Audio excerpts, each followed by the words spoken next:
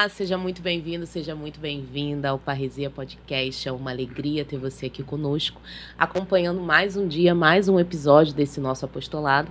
Para quem nos conhece, não nos conhece, né? O Parresia Podcast é um dos braços da Missão Parresia, que surgiu em 2023 com a Rádio Parresia, né, através da inspiração de levar, né, a verdade e a palavra com coragem e amor, claro, inspirados pelo Espírito Santo e também inspirados pela história do venerável Fulton Sheen, esse jovem senhor aqui atrás, um bispo americano que já na sua época lá, a gente está falando da década de 50, evangelizava através dos meios de comunicação. Então, seja mais uma vez muito bem-vindo. Eu sou a Jace Celestino, que pela graça de Deus recebi a missão de estar aí conduzindo essa conversa. Ao meu lado, porém por trás das câmeras, Alan Farias, meu grande irmão, idealizador desse projeto, grande braço técnico aí e condutor de toda a Missão Parresia, tá bom? Hoje, com muita alegria, estamos recebendo aqui um grande amigo, né, já de longa data aí do Alan. Alan estava ansiosíssimo para que ele chegasse aqui, né? E a gente vai conversar aí sobre fé, sobre família, sobre o Ministério de Música, né? Uma história belíssima, um profissional do Corpo de Bombeiros, subtenente do Corpo de Bombeiros. Então aí só aí você já vê que a gente tem bastante história legal para contar. Mas antes da gente começar, né, vou te pedir uma coisa que é simples, porém para nós muito importante, que é se inscrever no canal, ativar o sininho, curtir, compartilhar, já encaminhar essa conversa. Você que conhece o Wagner, você que está chegando agora, você que já assistiu os outros episódios do Parresia, é só voltar lá para assistir e já vem aí acompanhando a gente, já compartilha esse episódio, que aí você ajuda a gente a levar essa mensagem a ainda mais corações, tá bom?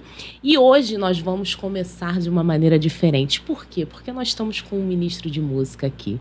Então, já falei para vocês, o nome dele é Wagner, ele é subtenente do Corpo de Bombeiro, pai, psicólogo, né? E ele hoje veio aqui para contar a história dele pra gente. Então, já que ele é do Ministério de Música, vamos começar, então, de uma maneira diferente, ouvindo uma música. Vamos lá? Vamos lá.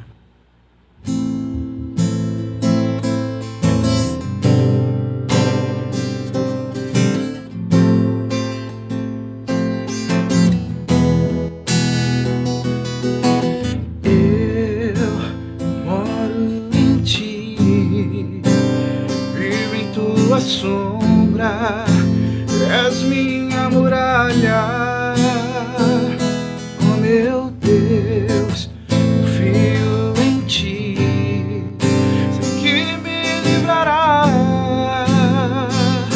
do mal, não temerei a noite, nem a flecha que voa de dia, nem as pestes das trevas, não temerei a noite, nem a flecha que voa de dia, nem as pestes das trevas podem me cair ao meu lado, e 10.000 à direita de mim.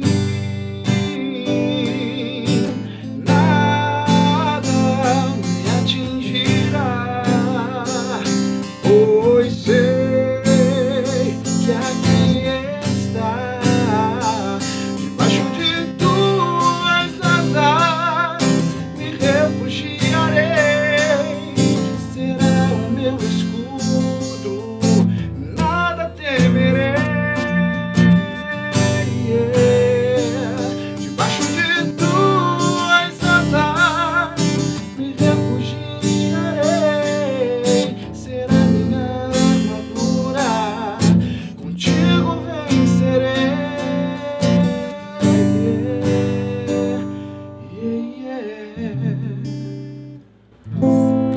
Abrimos com chave de ouro. Então, seja muito bem-vindo, bom dia. Se apresenta pra gente. Bom dia, deixa eu botar o violão aqui rapidinho. Pronto, bom dia. Olha, assim, eu sou suspeito, né, para falar, mas me sinto honrado pelo convite, tá? Alan realmente é um grande amigo aí, de datas. Vamos revelar? Pode revelar a idade? Pode. A gente já revelou outras vezes. Ali, na época, o Alan trabalhava muito como DJ, excelente DJ, Já remixou vocês se conheceram dessa época? Dessa época, entendi. Já fez remixagem de algumas músicas da banda Shekinah, já me mandou. Então, a gente também via muito o Alan no JMJ, né? Sim, 2013. momento intenso. Só que ali não deu muito pra gente se falar porque éramos separados pelos nossos credenciais. A minha era verdinha e a dele era preta, que sabe aquele pessoal selecionado? Ele teve no alto escalão da JMJ. Ele é tímido, mas ele teve. Da credencial preta que ficava separado de nós, pobres mortais. Então, assim, eu acompanho o trabalho do Alan e muito feliz de estar aqui, tá? Muito feliz mesmo por essa iniciativa de vocês, que isso aqui vá longe, dê muito fruto. Ai, que bom, muito obrigada. Então, vamos começar falando um pouco da sua história, né? Como é que o Wagner cresceu, em que momento que surgiu esse desejo pela música, em que momento você se descobriu um ministro de música, como que isso se deu, tanto a descoberta pro Ministério de Música, quanto a descoberta pra vocação à vida militar. Bom, eu, assim, cresci num lar já católico, meu pai frequentava bastante a igreja, enfim, e aquela coisa, minha mãe me colocou na catequese, né, a gente foi ali aprendendo com a tia Ana, com a tia Joana, a gente foi sendo inserido, né, a doutrina católica, e conheci o nosso padre Mazzini, Monsenhor Mazzini, né, que foi pároco da Nossa Senhora dos Navegantes. Na verdade, ele que começou essa igreja com uma capelinha, foi crescendo, foi em Bangu. Sim. Né? Então ele começava... o padre Mazzini é conhecido por ser um inaugurador, né, de igreja, assim, fundador de várias igrejas. Várias capelinhas e paróquias que hoje estão aí começaram com ele. Ele ia lá, via um terreno lá, via mais ou menos se na prefeitura, alguma coisa, fincava uma cruz e começava uma igreja. Botava lá uma tendinha e começava a rezar a missa, era assim. E conheci o padre Mazzini nesse contexto. Na época ele começou, né, com essa capelinha Nossa Senhora dos Navegantes, e eu comecei a participar lá, depois da catequese, coroinha, e o padre Mazzini foi se tornando um grande amigo e um diretor espiritual, né? O padre Mazzini nos deixou, tem pouquíssimo tempo, mas ele marcou a minha vida e a de muitos e muitos, muitos jovens, né? Existem padres hoje que são assim... ele também era conhecido por isso. Levava muitos jovens para o seminário, né? Então hoje tem muitos padres, muitas vocações que se inspiram nele. Isso aí, exatamente. E num determinado momento, eu fui um desses jovens, né? Fui para o seminário, fiquei 2 anos no seminário, e lá eu comecei com esse direcionamento para a música, né? Era um adolescente. Foi para o seminário com quantos anos? Eu tinha 15 anos. Caramba, foi cedo. Porque no seminário existia o seminário menor, né? Que a gente chamava de seminário menor, que era o pessoal que ainda estava no ensino médio. Sim. E o seminário maior, que começava ali no propedêutico, enfim. Eu só fiz parte do seminário menor, eu não cheguei para o maior. E ali eu comecei com esse direcionamento para a música. Tive aula de canto lá, o padre Sérgio Mulins, que até hoje está no seminário, ensinando canto para os jovens. Eu comecei a aprender o canto com ele. O violão, comecei a aprender sozinho. Naquela época era revistinha, né? Ia na banca, comprava revistinha e ficava aprendendo ali. E comecei assim. Quando eu saí do seminário, né? E fui participar da paróquia, da igreja, na época já existia a banda Shekinah. A banda Shekinah começou em 94, tá? Começou na época com o seminarista Abimar, hoje o padre Abimar, né? E com outros seminaristas, enfim. E com as pessoas daquela paróquia ali. Já tinha gravado um CD Presença, já estavam bem conhecidos assim no Rio de Janeiro. E o padre Abimar, ele foi estudar em Roma, tá? Foi fazer um doutorado lá, e a banda ficou sem vocalista, tá? Tinha umas meninas que cantavam e tinha uma voz masculina que era dele.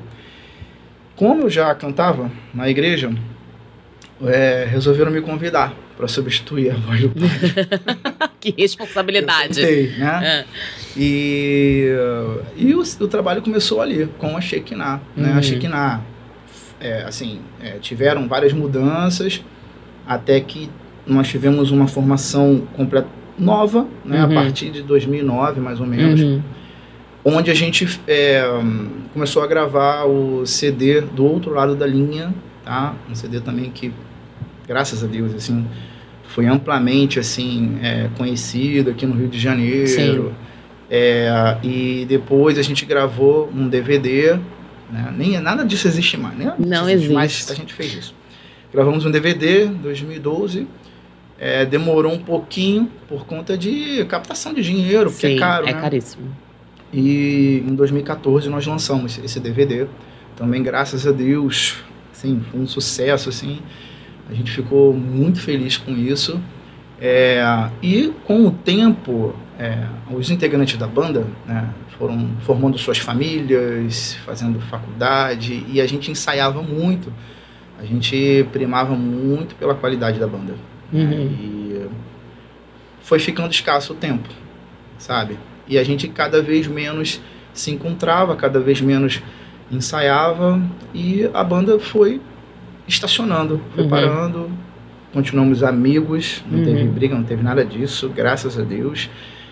E ficou o legado aí da banda, que até hoje o pessoal vê no YouTube, às vezes me manda, fala, Wagner... Agora tá na moda esse negócio das bandas se reunirem novamente, gravarem um novo CD. De repente, esses momentos, vocês começaram a pensar nisso, Pode né? Ser. Pessoal, ela que tá falando. Se quiser, estamos tá aí. super na moda esse negócio de voltar à banda. Sim, sim. Então, foi assim, né, foi a gradativo. minha introdução na música. Paralelo a isso, eu também já tinha uma tendência a querer o militarismo, né, me identificava, até porque também meu pai foi militar. Quer dizer, desculpa, pai, foi não.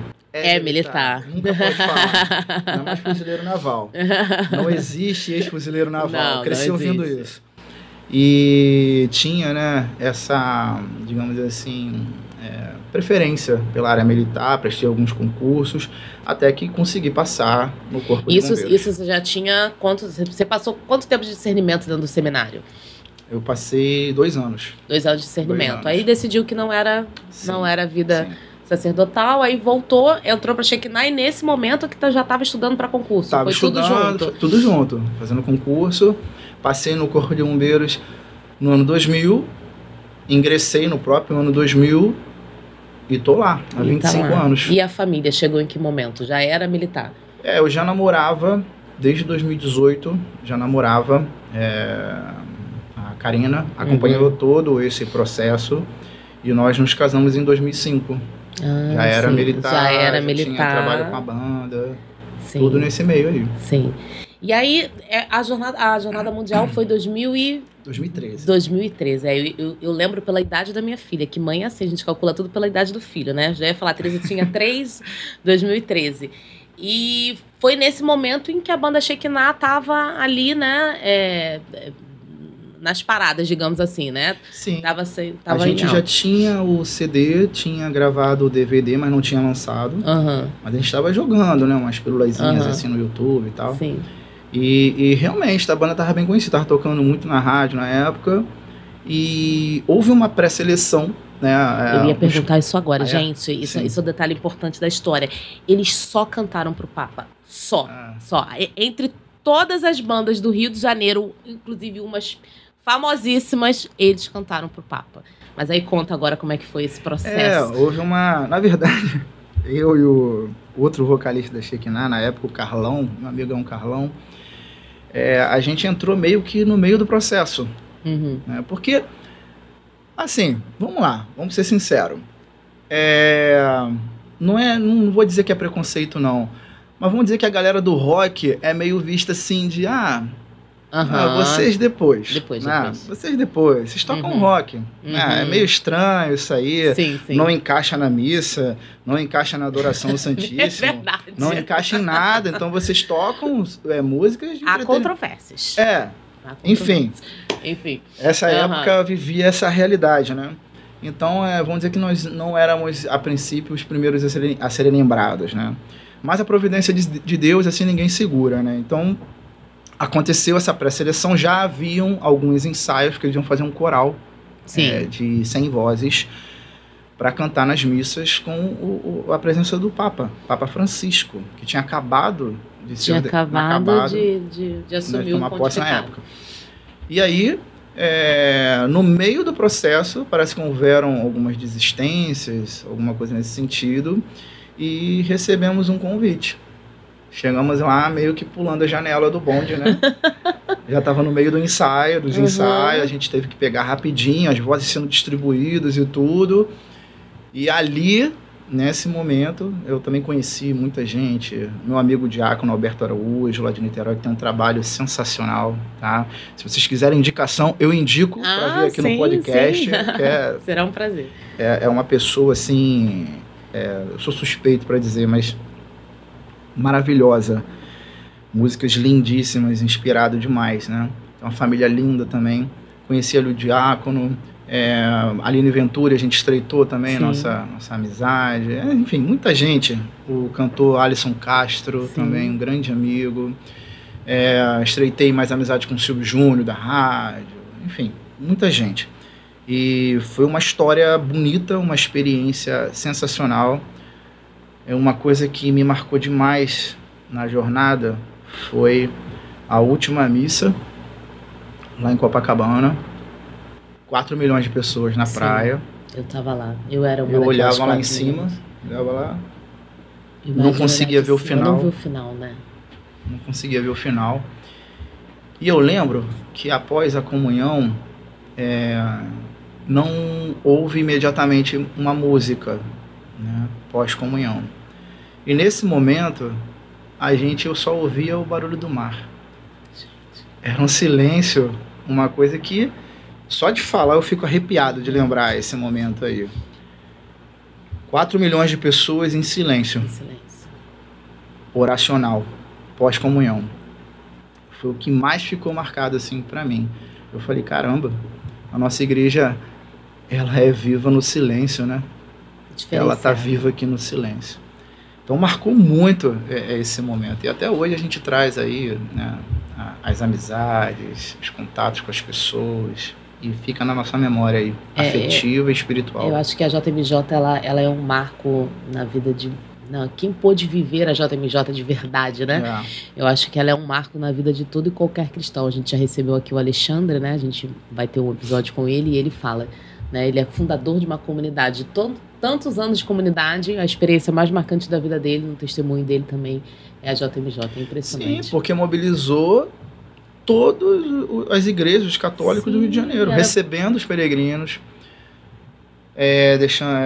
arrumando um espaço nas suas casas, nas suas igrejas, nas escolas, para receber as pessoas. As pessoas que vinham dispostas, né? Eu não tive notícia de ninguém que reclamou, eu vou dormir aqui, nada disso, tudo estava bom. Como que explica isso?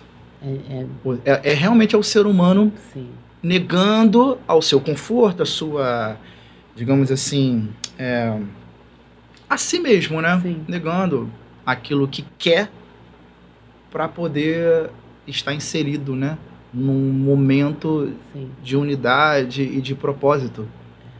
Isso é algo... Isso é muito bonito. A gente viveu o propósito na fila do metrô. Cara, a peregrinação, eu me lembro da gente peregrinando. Eu nunca andei tanto em toda a minha vida.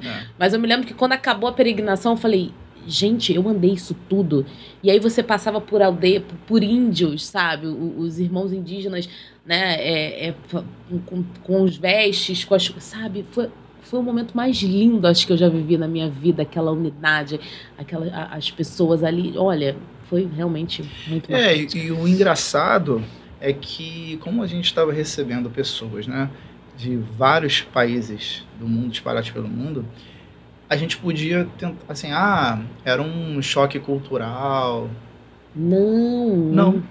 A gente teve ali a certeza, né, vivendo de verdade ali, ao vivo, a unidade da nossa igreja. Sim.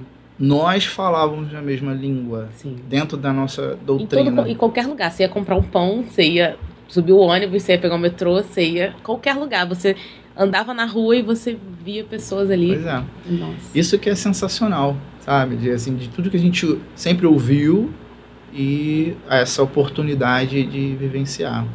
O Papa João Paulo II, né, nosso santo, ele teve esse insight santo Sim. de começar com esse projeto da jornada, que é uma experiência sensacional na nossa igreja. Sim.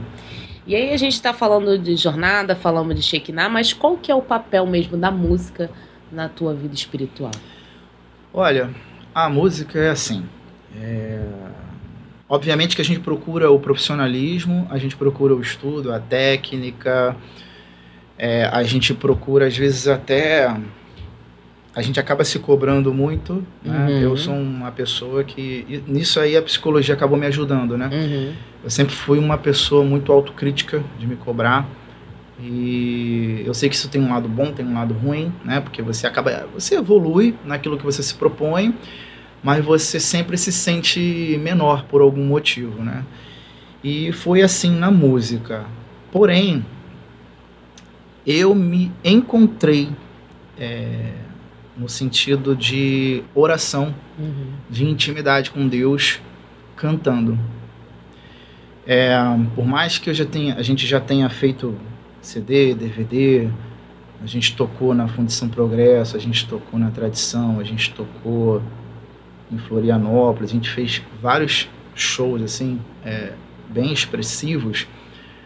A musicalização na Santa Missa, para mim, é um momento de intimidade, né?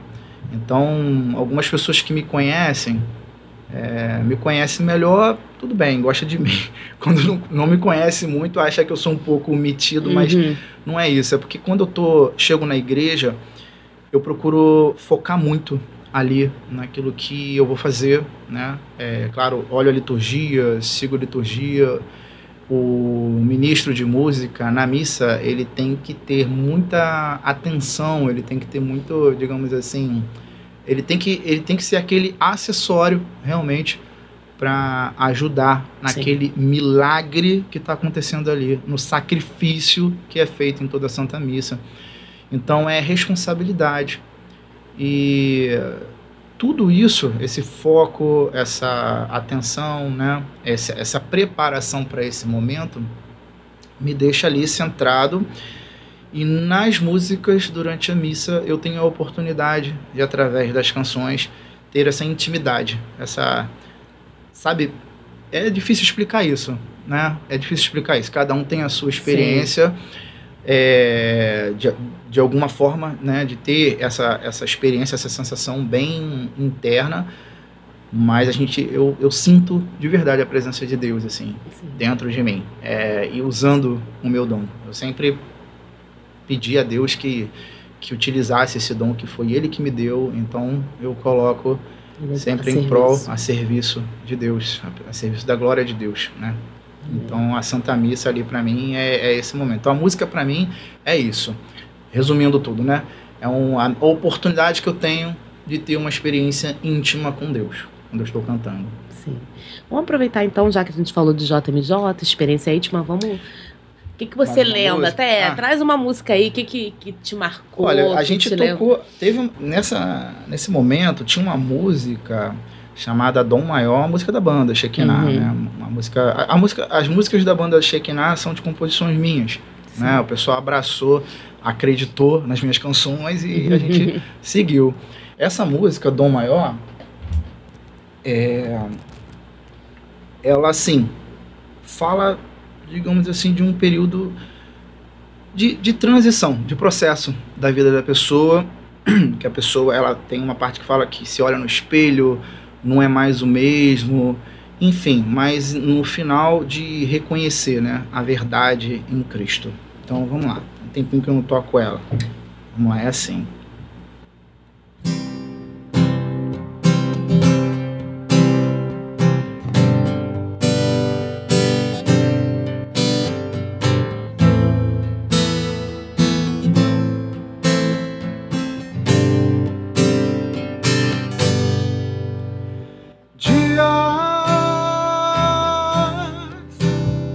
Se vão,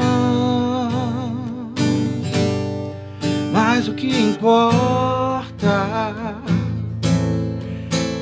que restou. Vida, o que tenho agora? Deus me deu um dom maior. Vou ser um milagre aqui. Olho meu rosto de novo no espelho, percebo, não sou mais o mesmo. Olho meu rosto de novo no espelho e percebo, não sou mais o mesmo. É um dom de amor.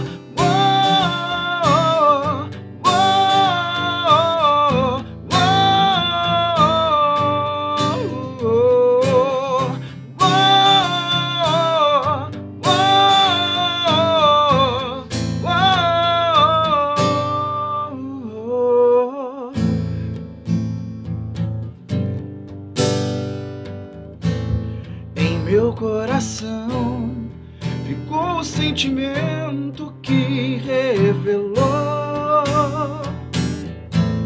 o puro e imenso amor que pode contrariar a dor e que me faz tudo entender, me dá força pra viver, que me faz tudo entender, me dá força pra viver.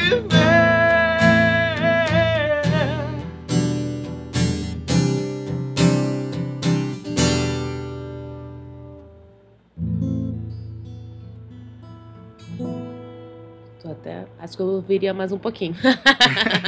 Muito obrigada. Alan, eu acho que a gente tinha que chamar o Wagner para estar em todos os episódios. Vamos fechar a agenda. Pois é uma música que, assim, ela tem... Hoje, engraçado, como que a vida é, como que as coisas são, né? Eu, quando compus essa música, eu não fazia ideia que eu iria fazer psicologia. Nossa... Então, eu ia te perguntar isso mais pro final. Em que momento que chegou a psicologia? Mas já que você entrou, vamos entrar. Que momento que chegou a psicologia? Já era militar? Já. Já era casado, pai? Sim. E aí foi fazer psicologia? Fui fazer psicologia. Queria fazer direito.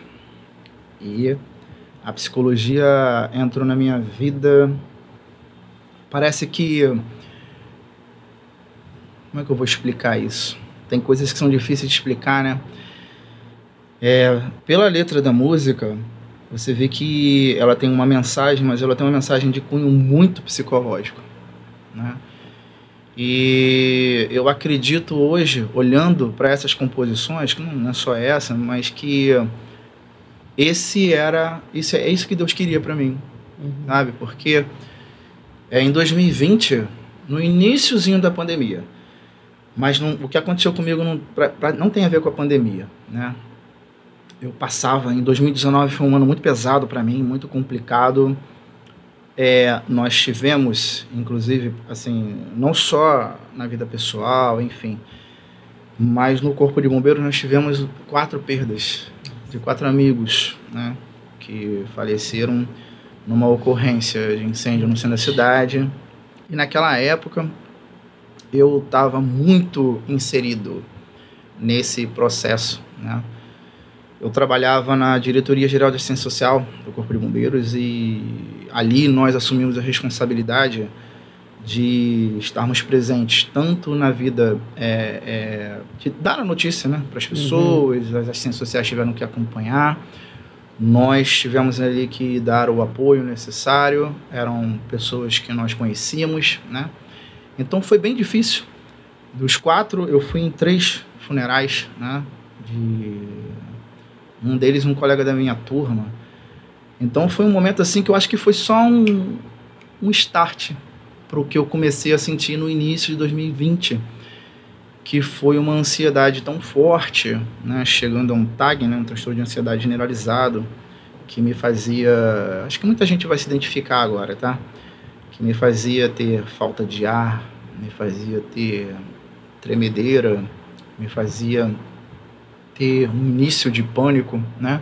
A minha primeira crise foi 3 horas da manhã, eu não conseguia dormir, e eu morava ainda numa casa e descia as escadas da casa passando muito mal, com uma falta de ar assim horrível, achando realmente que alguma coisa ia acontecer de muito grave.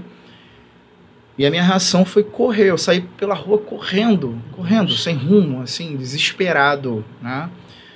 E ali, na corrida, eu comecei a melhorar, me acalmar, a respiração voltou.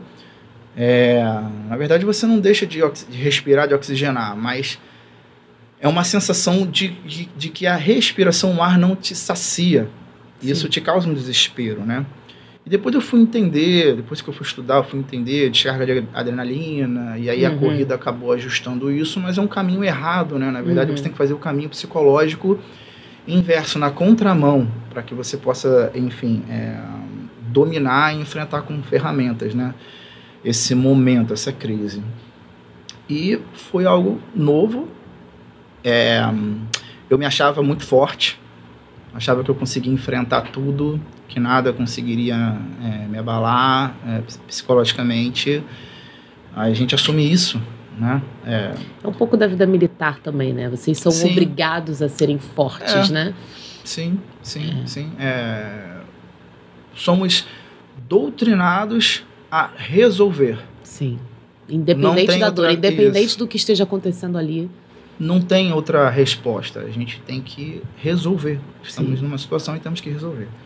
Então, parece que isso realmente talvez condicione. Mas também cuidar, né? Tá numa família e ter que cuidar, né, das pessoas em todos os âmbitos também traz, né?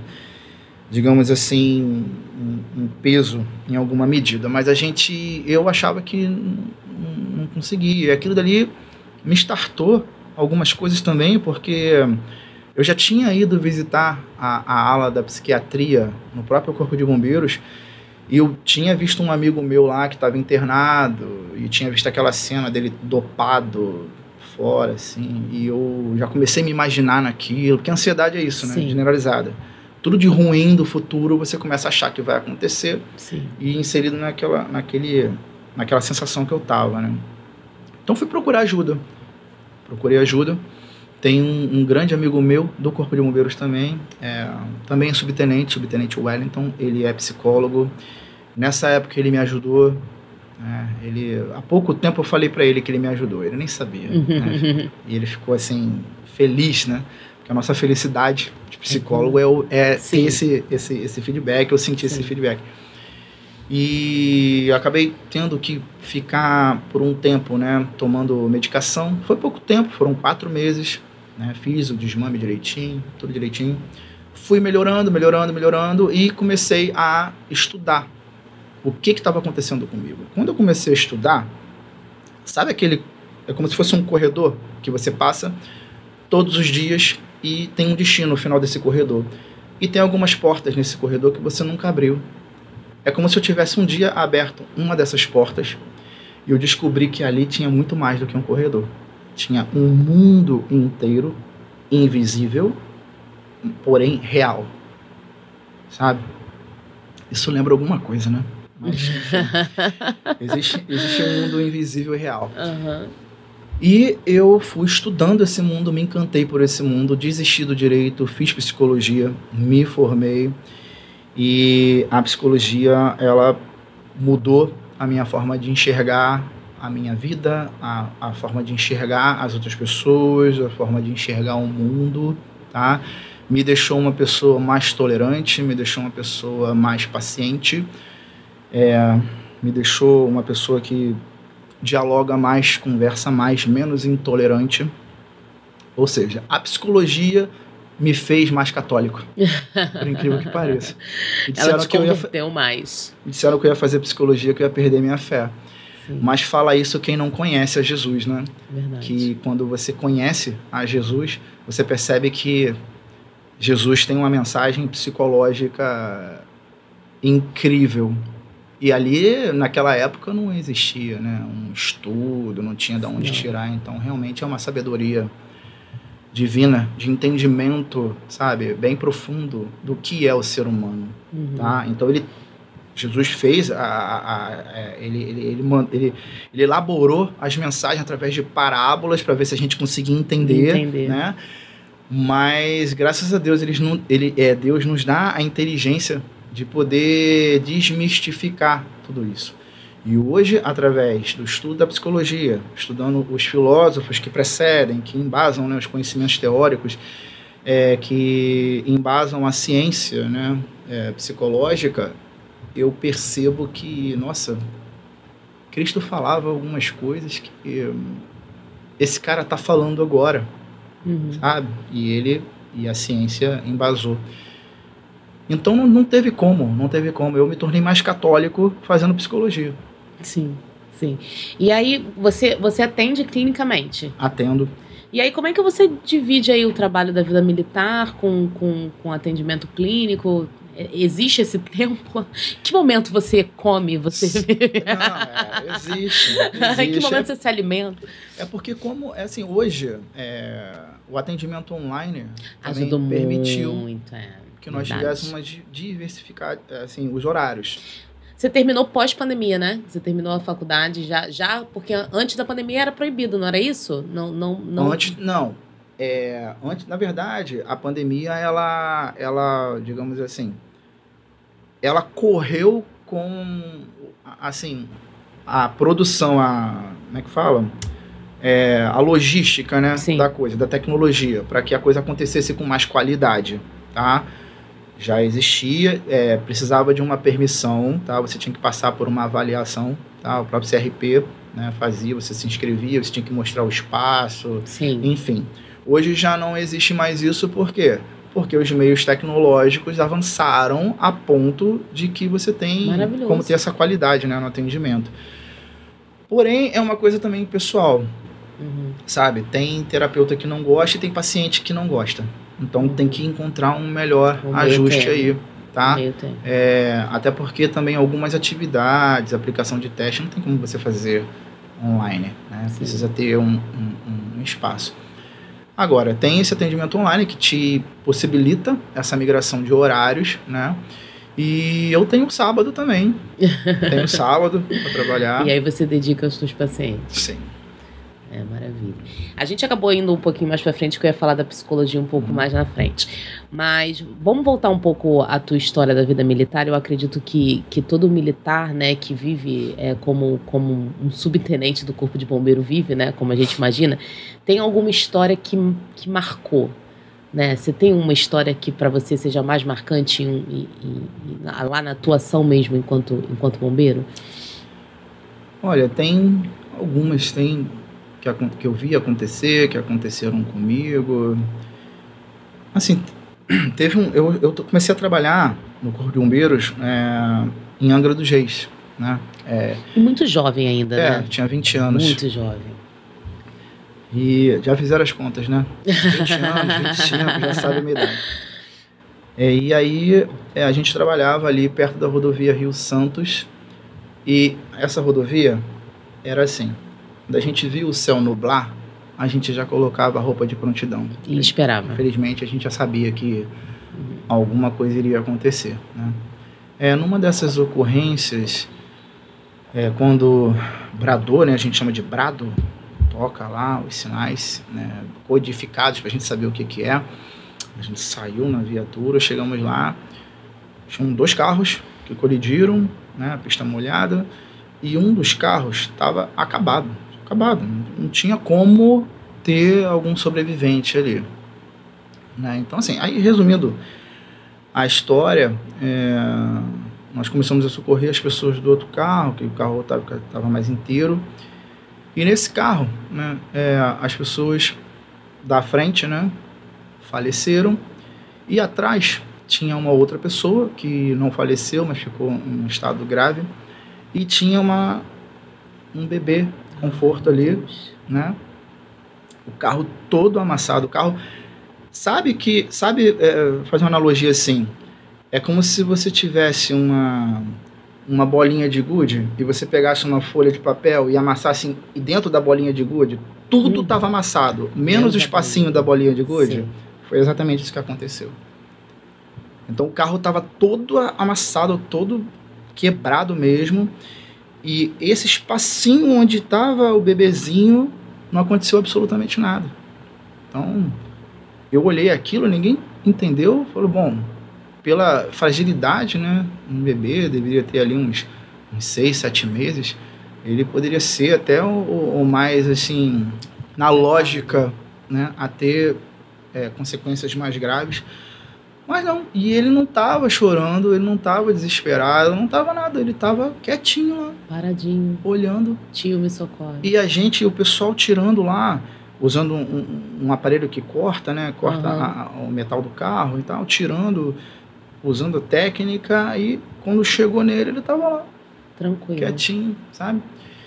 E eu falei, dentro de mim falei, milagre. Isso daí não é, não, sabe?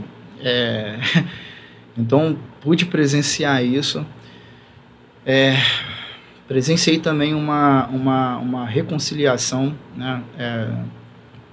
Que também ficou de exemplo para mim, um acidente também na Rio Santos, e tinha uma senhora, né, que ela ficou bem machucada, e quando a gente chegou lá, ela falava muito, ela gritava muito, e a gente achava que ela estava em surto, alguma coisa, e ela chamava muito por Davi, né? Davi, só ficava falando isso, e a gente até entendeu que seria alguma coisa religiosa, né? Uhum. E levamos na ambulância no hospital, quando eu estava saindo para levar, né, para os cuidados médicos, ela pediu perdão ao Davi e dizia que eu amava, né? Depois disso, aquilo não... Como aconteceu isso não saiu da minha cabeça, eu fiquei pensando nisso, né? E a gente acabou descobrindo que Davi era o filho dessa senhora. Eu tive dentro de mim essa vontade de querer falar com ele, né? Uhum. E consegui falar com ele. A princípio ele não queria falar. E... ficar emocionado. Mas assim, quando eu contei a história para ele da mãe, ele teve uma reação assim de chorar muito, chorar de soluçar em desespero mesmo. E ele falou assim, tem quase 20 anos que eu não falo com a minha mãe. Né? E aí, esse perdão parece que foi, sabe, acolhido, e ele também teve a oportunidade, né, de perdoar. E a gente, sabe, mesmo na hora da morte, né, a gente pode alcançar, sabe, essas graças, a reconciliação. Eu tenho certeza que aquela reconciliação que a mãe queria, né, talvez o Davi, enfim, tivesse feito alguma coisa, ela fez alguma coisa, mas ali naquele momento ela buscou, né, essa reconciliação, mesmo que ele não estivesse ouvindo. E eu tenho certeza que o coração do Davi também ficou em paz depois disso, né? Com certeza. Então é isso. É uma lição de que a gente precisa viver até uma coisa, né, que se chama mindfulness da psicologia, que é o aqui e agora. Sim. A gente precisa amar e viver hoje esse amor, né, com as pessoas. Então, diz para as pessoas que você ama, se reconcilie com as pessoas, porque a hora é agora, né? A gente não sabe o que vai acontecer amanhã. Então, tem esse exemplo. E um outro exemplo que eu lembro que aconteceu comigo, eu já estava trabalhando aqui no Meyer, na época, teve um período que eu comecei também a trabalhar na prontidão, corri para um incêndio numa casa, a casa não tinha laje, era aquela casa aqui com telhado, madeira, e na verdade eu saí da viatura correndo, preocupado, e deixei o capacete, esqueci o capacete. Caraca. Preocupado em montar a linha de mangueiros, né? Naquela correria e tal, foi uma negligência minha. Sim. E quando eu ia entrar, aí um colega meu brigou comigo, sabe? Não vou usar as palavras que ele utilizou, as palavras técnicas que ele utilizou. Eu voltei correndo, peguei o capacete, coloquei.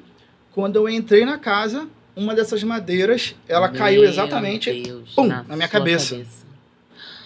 E se eu não tivesse usando o capacete, eu acho que não estaria aqui agora, não.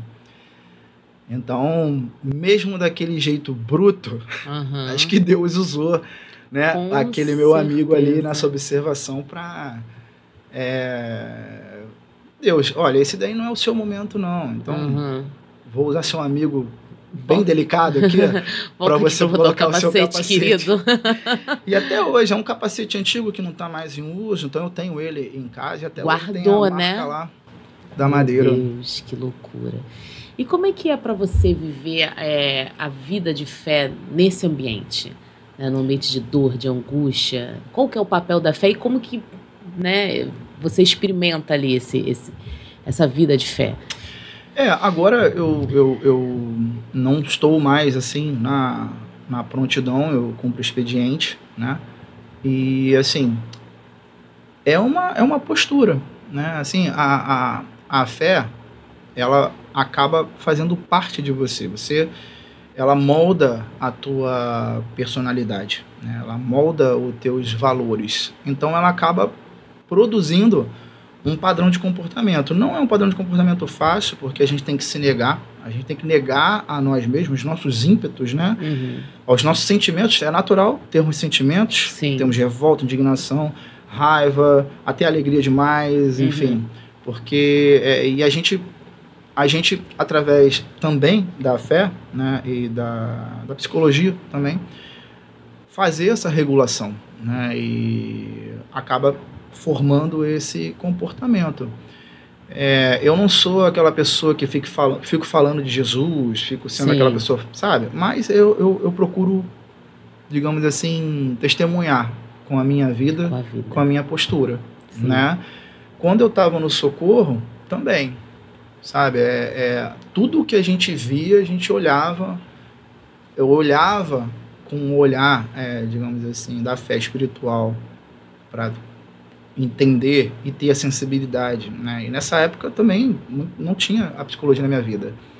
Então, uma vez eu cheguei num incêndio em que a casa era bem humilde e queimou tudo. Tudo.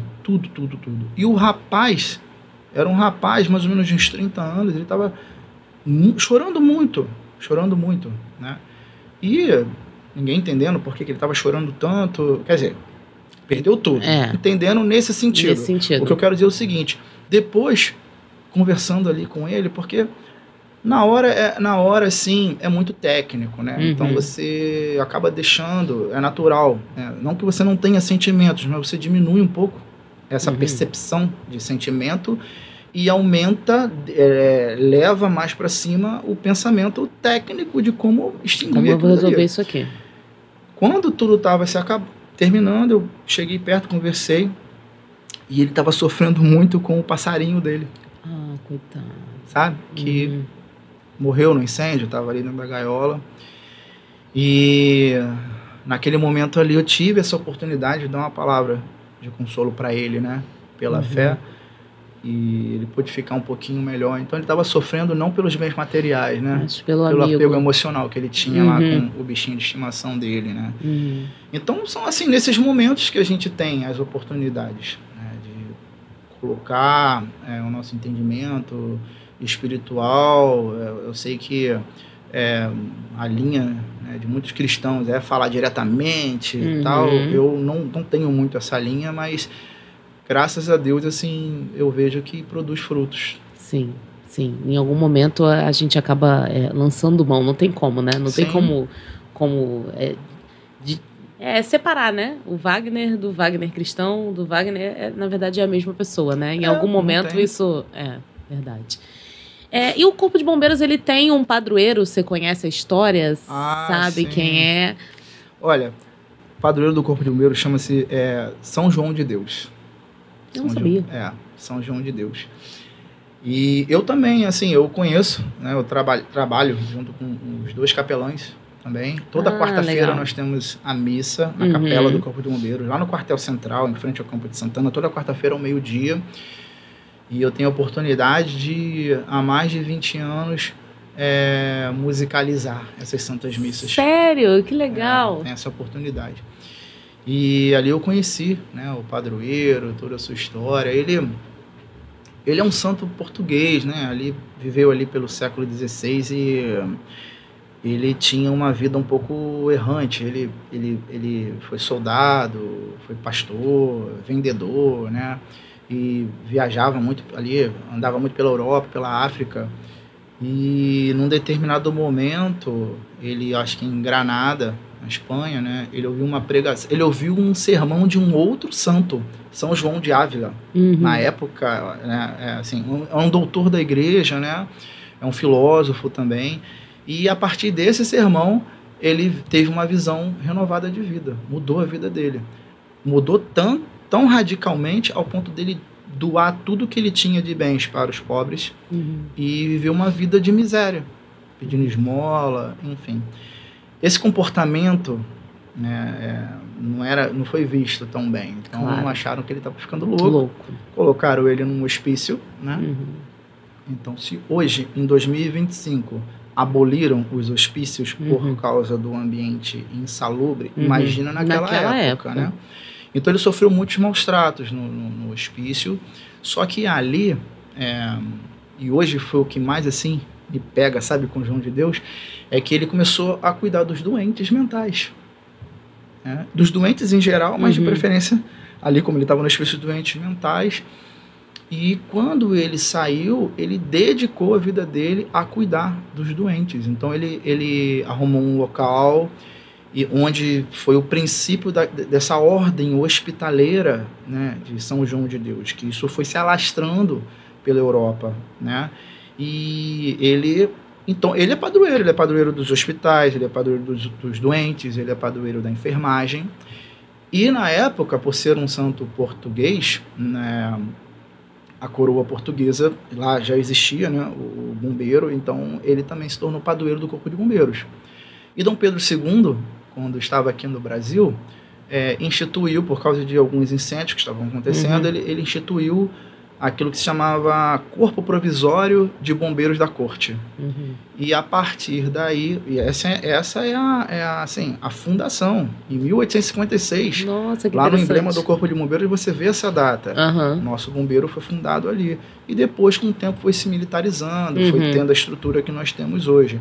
Mas ele migrou, o padroeiro do Corpo de Bombeiros de Portugal, para o padroeiro do Corpo de Bombeiros também aqui, né, no Brasil, no Rio de Janeiro. Então ficou, nós herdamos esse santo sensacional. Ele teve 2 episódios, porque um desses hospitais pegou fogo e ele entrou lá e salvou todos os doentes. Em um outro episódio, onde uma pessoa estava se afogando num lar congelante, ninguém queria entrar, ele entrou no lago, salvou essa pessoa. Por isso que ele se tornou padroeiro do Corpo de Bombeiros lá, em Portugal também. Que interessante. Eu não sabia, não conhecia. São João de Deus. São João de Deus. Não conhecia. Interessante. Agora, a gente estava conversando há pouco sobre as histórias que te marcaram e a gente, né, falou aí do milagre, porque o nenenzinho com certeza foi um milagre, né? E é muito comum a gente ver em alguns incêndios, catástrofes, enfim, alguns milagres acontecerem, do tipo, nas igrejas aconteceu uma grande enchente e a cruz ficou de pé e a Bíblia estava seca, né? A gente vê muitas histórias assim, né? Você conhece alguma história ou algum testemunho de algum milagre, né, dessa? Olha, eu não presenciei, né, aqui pelo menos nas minhas escalas, nos momentos em que eu estive trabalhando, eu não presenciei, mas eu tive relatos assim de alguns colegas falando essas coincidências, digamos Deusudências. assim, sabe?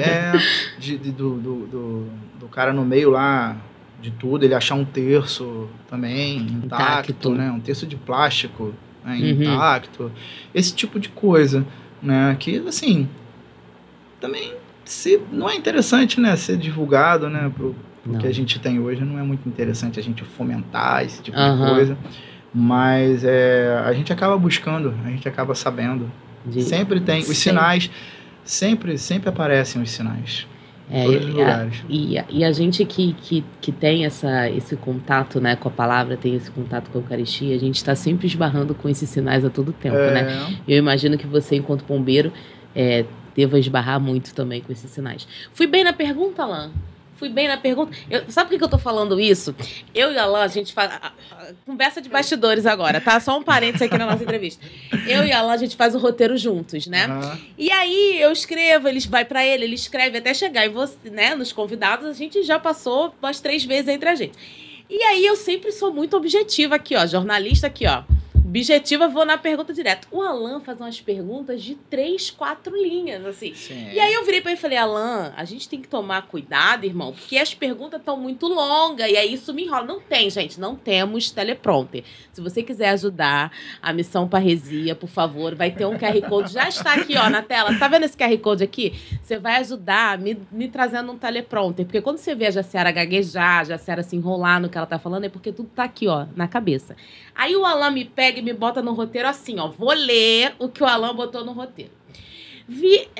Vemos muitos artigos e vídeos sobre milagres ocorridos após incêndios e catástrofes naturais, em que imagens que representam santos do catolicismo permanecem intactos. Ou até mesmo casos envolvendo pessoas como a bomba de Hiroshima, quando alguns padres sobreviveram e o episódio ficou conhecido como o Milagre do Terço. Ele foi lá em Hiroshima. Há alguma outra história ou testemunho de milagres de que você tenha tomado conhecimento e que ainda não tenha sido amplamente divulgado? Era essa a pergunta. Caramba! Era essa a pergunta. No final da pergunta, eu já tinha esquecido o início. Era essa a pergunta. E aí, imagina, né? Aqui com você, ainda tô super à vontade, a gente tá no nosso... Pense Eu com Dom Basílio, o episódio já tá no ar, inclusive, se você quiser voltar lá no episódio de Dom Basílio, sem teleprompter, falando de exegese bíblica, eu sou leiga, né? Vi umas perguntas gigantes dessa. No episódio de Dom Basílio, você vai ver. Eu li as perguntas no episódio de Dom Basílio.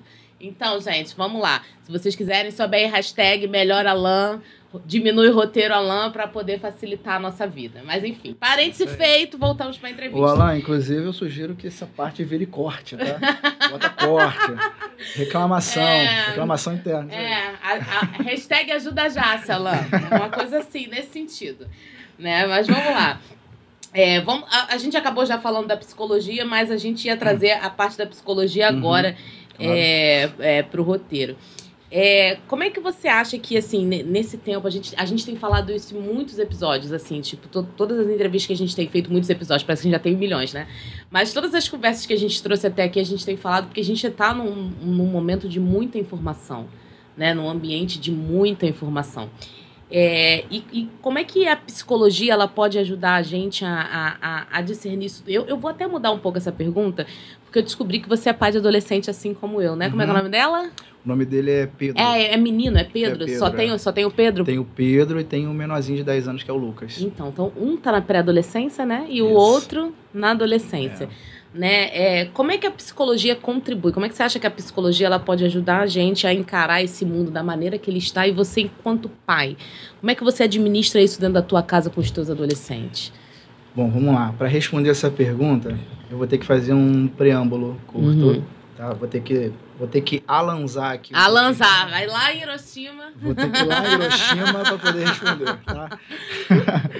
Olha, Bom, é um desafio por causa do contexto atual que nós nos encontramos, tá? Vamos lá. Telas, jogos, redes sociais, né? Isso daí chamou a atenção, tá? Não dos adultos, de todo mundo. Sim.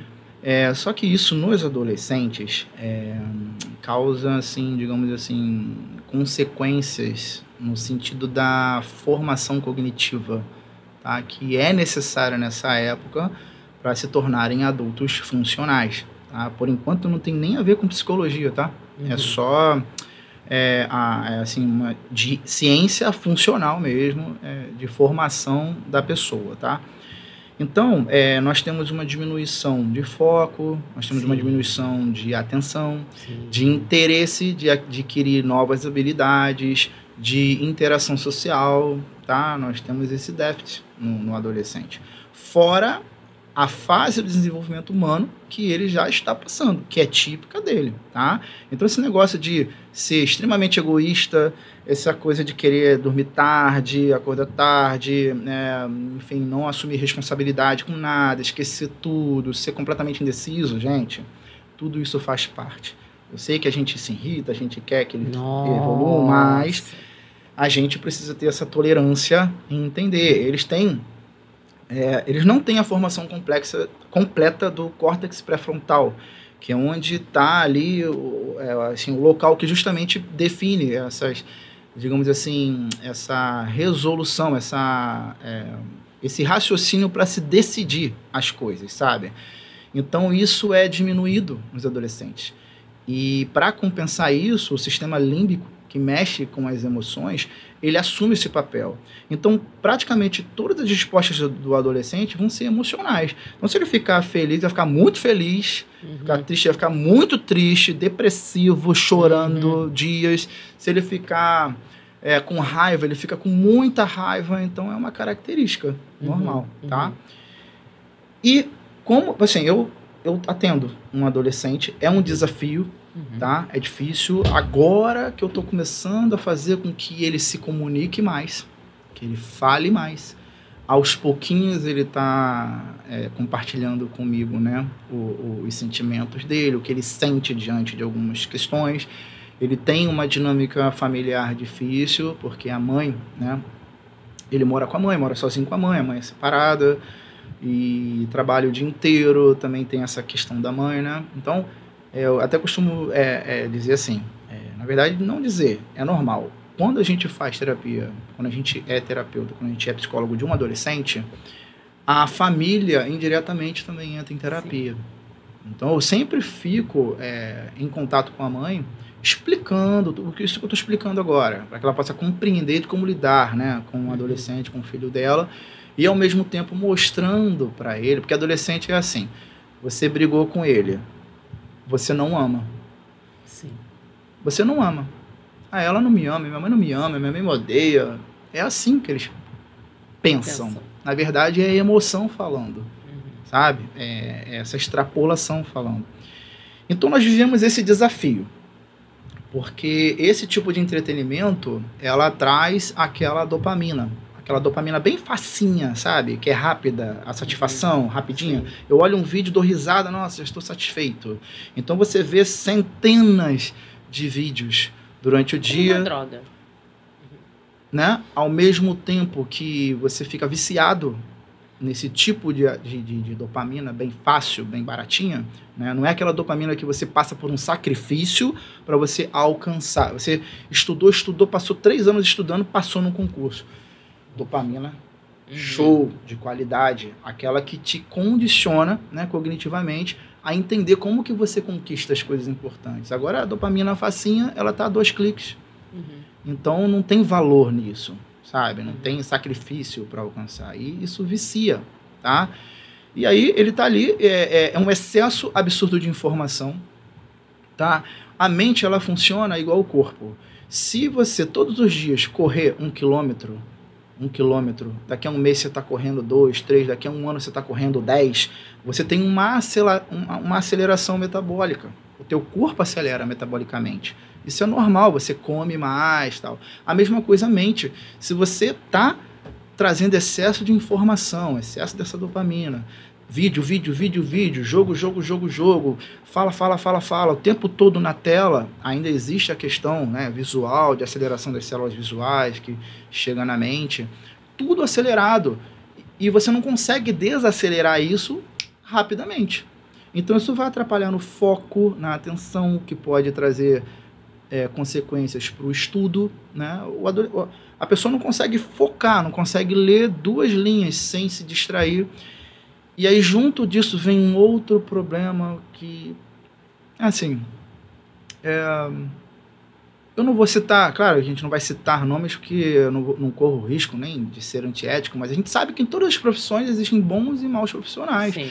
E existem aqueles que nem são profissionais, na verdade, sabe? São influenciadores que leem pouquíssimas coisas, algumas coisas, mas têm uma boa fala, têm uma boa retórica, e aí convence as pessoas. Então hoje... É o advento dos coaches. É, isso aí. Então nós temos hoje uma epidemia de, digamos assim, autodiagnósticos de TDAH. Sim. As pessoas veem 2, 3 sintomas, acham que tem TDAH, aí se vão fazer terapia, chega para o terapeuta já com o diagnóstico dele, não tem paciência do terapeuta fazer o trabalho dele, que é um trabalho de processo, né? Com testes, enfim, vários mecanismos que nós temos assim para chegar a um psicodiagnóstico que não é rápido. É porque se você vê os critérios que nós temos no DSM-5, né? Que é como se fosse o CID lá do médico, ali já explica toda a questão protocolar, né, que precisa ser identificada para que você possa começar a fazer uma hipótese diagnóstica. Tá? Então, para chegar a um diagnóstico, às vezes pode ser menos demorado, depende do processo, mas existe um processo.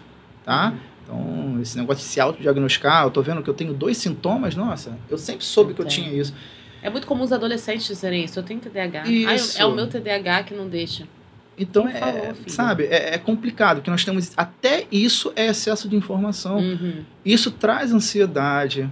A ansiedade, a gente sabe que a crescente da ansiedade pode chegar a problemas como pânico, pode chegar a um problema maior como a depressão, né? E a finalização da depressão é a pessoa findar, né, a sua própria vida. Chega nesse nível, que é você, digamos assim, o nosso instinto de sobrevivência, ele é forte, ele é um instinto. Né? Se você se joga, tá se afogando, qualquer coisa que tiver, você se segura. E você baixar, né, esse instinto para acabar com uma dor é algo muito forte, né? E tem um caminho para se chegar, tá?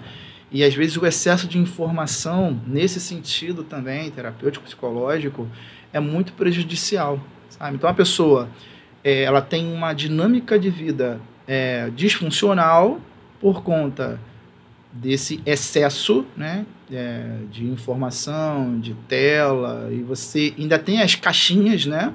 Porque a pessoa, ela sai muito do seu eu essencial, digamos assim. Então ela aprende que para você ser feliz, você tem que ser igual àquilo que está ali. Então você cria uma caixinha, um afastamento do seu próprio eu, uma falta de conhecimento do seu próprio eu. Você não sabe o que te faz feliz. Então o trabalho hoje está sendo muito de reencontro a isso. Eu tenho que entender o que me satisfaz, o que me faz feliz, sabe? E não aquilo que é vendido como felicidade para mim. E hoje isso, assim, é muito forte, sabe? Essa influência, a gente fala de influenciadores, né? Essa influência na vida da pessoa, dizendo, ó, essa vida aqui é maravilhosa, a sua vida é uma porcaria. Pô, minha vida é uma porcaria, eu quero me afastar dessa minha vida, sabe? Me distanciar de mim mesmo, enquanto essência, e me aproximar daquilo que está sendo vendido para mim como uma felicidade plena. Ao ponto de que quando a pessoa alcança a foto do Instagram, ela não se sente feliz.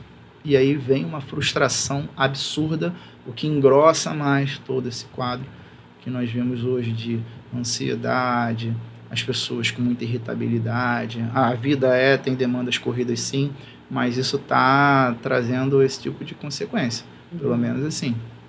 É o que a gente estuda e é o que eu tenho visto na prática. Você utiliza qual abordagem?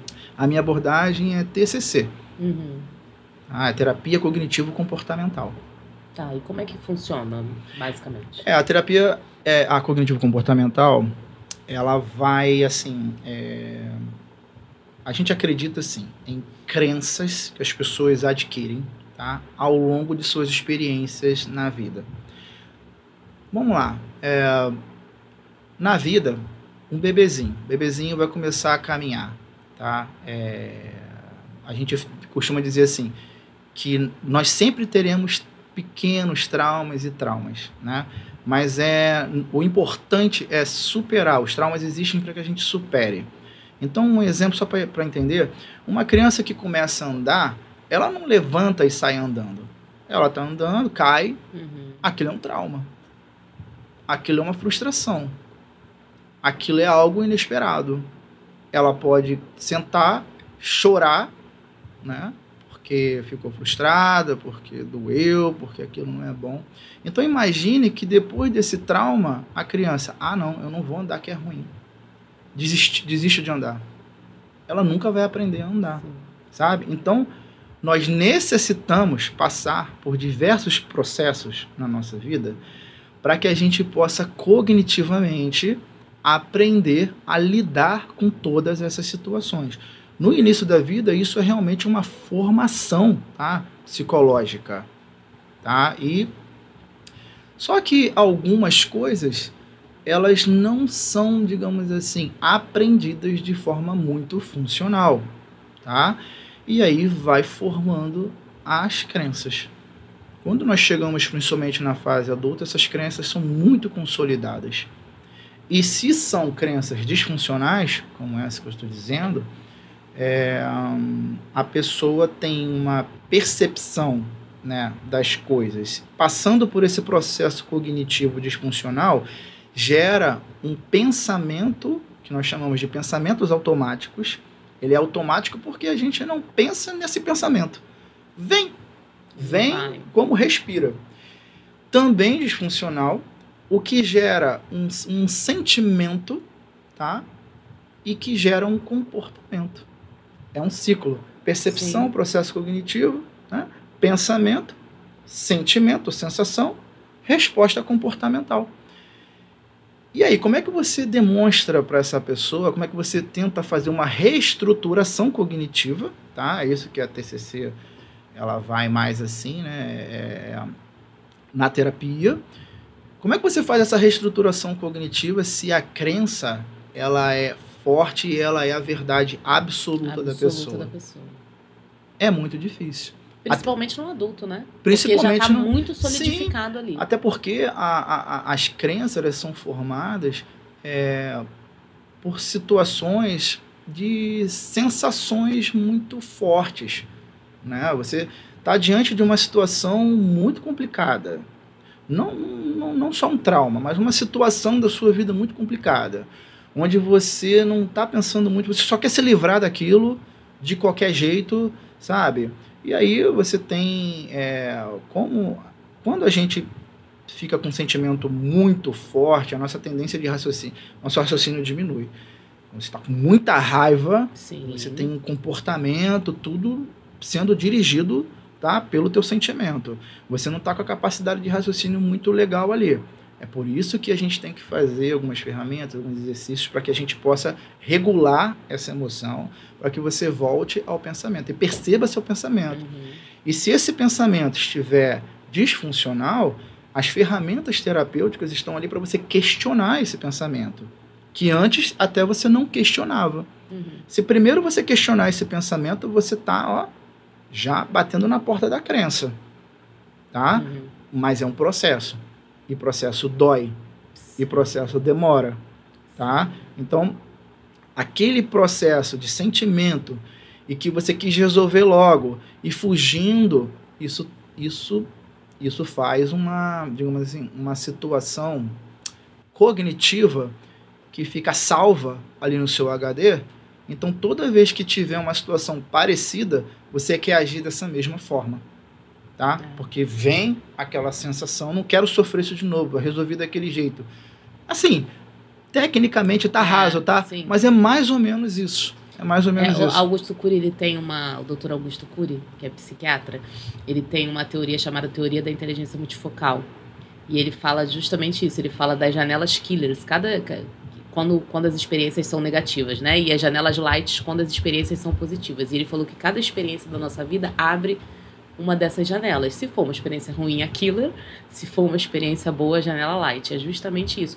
Por isso a importância de repente, a gente já tá colocando os nossos filhos cedo na terapia, né? Eu sei. Você é daquela ideia de que todo mundo precisa de terapia? Não sou dessa ideia, não. Eu acho que existem pessoas que Sim, aprendem a se autorregular, né? Pode ter uma questão ou outra para resolver e que pode ser resolvida ao longo da vida através de seus próprios conhecimentos, a busca de seus próprios conhecimentos, né? Eu não acredito que todos precisam de terapia, mas eu acredito que muita gente precisa de terapia. E na adolescência, assim, você acha que a nossa juventude, do jeito que tá, você acha que, né, do jeito que tá, que eu digo no sentido da maneira em que a nossa sociedade está se apresentando, com esse excesso de tela, com esse excesso de informação, você acha importante que um jovem tenha acesso a... Eu acho importante. Aí eu vou ter que, né, eu sei que as pessoas têm todo o direito de discordar, mas, assim, nós estamos inseridos num momento social onde tudo praticamente empurra para uma doença psicológica. Sim. É forte isso, tá? Mas, assim, o jovem, ele precisa de muita orientação. E no caso do adolescente, não só orientação, paciência. A gente estava conversando aqui antes, né? Eu tenho que falar 1 milhão de vezes e ele esquece, ela esquece. Pois é assim mesmo. Sim. É assim mesmo. Você ensina, fala o que tem que fazer, aí, beleza. Te ouviu, entendeu? Entendi. Na hora que vai fazer, você tem que estar ali lembrando passo a passo daquilo que você já falou 1 milhão de vezes. Liga. E é assim mesmo, é essa característica. A fase de desenvolvimento humano que o adolescente está, são essas as características que ele tem, né? Porém, eu vi isso. Assim, porém, o mundo hoje que nós estamos envolvidos, né, digamos assim, a quebra de relacionamento, né, a quebra de muito vínculo emocional, a dinâmica familiar está sendo prejudicado pela falta de presença, pela falta de diálogo, sabe? Os pais estão no celular, na televisão, vendo a série da Netflix, os filhos estão no celular e jogando PlayStation, Xbox, entendeu? E jogos online. Então, não existe a conexão de presença. Como é que você cria vínculo com alguém que você não compartilha momentos, não conversa? Se você só vai conversar com seu filho na hora de brigar com ele, na hora de falar o que está errado, na hora de querer resolver algum problema, qual é a conexão? Qual é a mensagem que você está passando? O filho vai entender que a presença do pai é ruim, é chata, sabe? Não tem nada de bom, é só cobrança, e justamente nesse momento que ele está vivendo. Sim. Então, o adolescente, nessa fase, por causa do contexto social que nós vivemos, diferente da minha época, aqui da época do Alan, né? Perdão. A gente... Onde até a palavra, por exemplo, eu vivo numa época em que a nossa palavra, a gente combinava uma coisa aqui e era mais forte do que um documento assinado. Sim, né? A gente tinha, digamos assim, esse valor social muito forte. Muito arraigado. Hoje não. Hoje nós não temos, é só um exemplo que eu estou dando, tá? Então nós não temos essa palavra sendo dita com comprometimento. Não, eu falo, mas eu faço se eu quiser, sabe? Então nós estamos vivendo nesse contexto. Sim. E aí gera questões, gera problemas, sabe? Sim. Então, assim, eu indico para quem puder, tá? Que seu adolescente procure fazer algum acompanhamento, mesmo que não fique na terapia. Acho que é mas para ver, vamos ver como é que ele tá, alguma coisa. Isso eu estou falando dentro dessa realidade que eu estou descrevendo aqui, que infelizmente é uma realidade que nós estamos vivendo hoje. É claro que existem exceções. Existem pais que conversam muito com seus filhos, existe uma dinâmica familiar que ela propõe uma diversidade de entretenimento com a família junta, tá? Sim.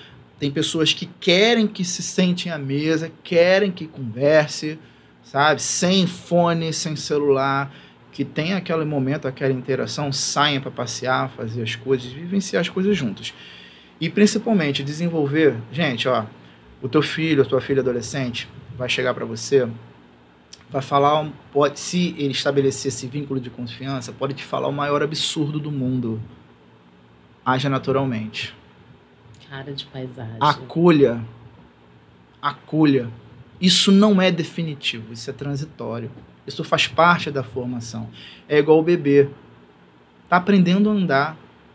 Se no primeiro trauma desistir, como é que ele vai aprender a lidar com isso? Como é que ele vai aprender que a cada percalço ele tem que continuar, sabe? Para evoluir e não desistir.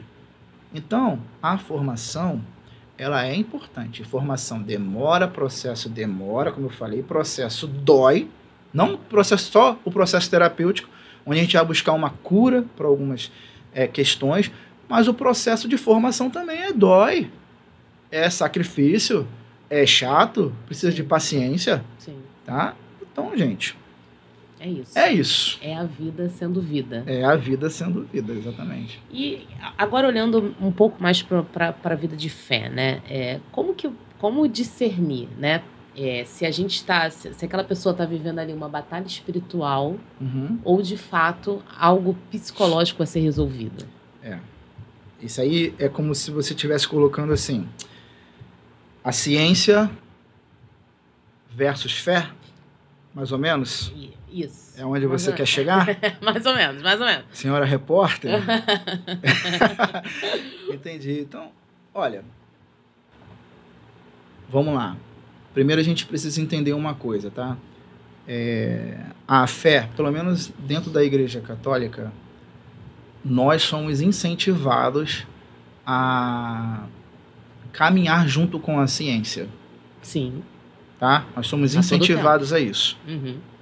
Tanto é que a nossa igreja usa a ciência até para desmistificação de milagres, para saber se é milagre. Sim.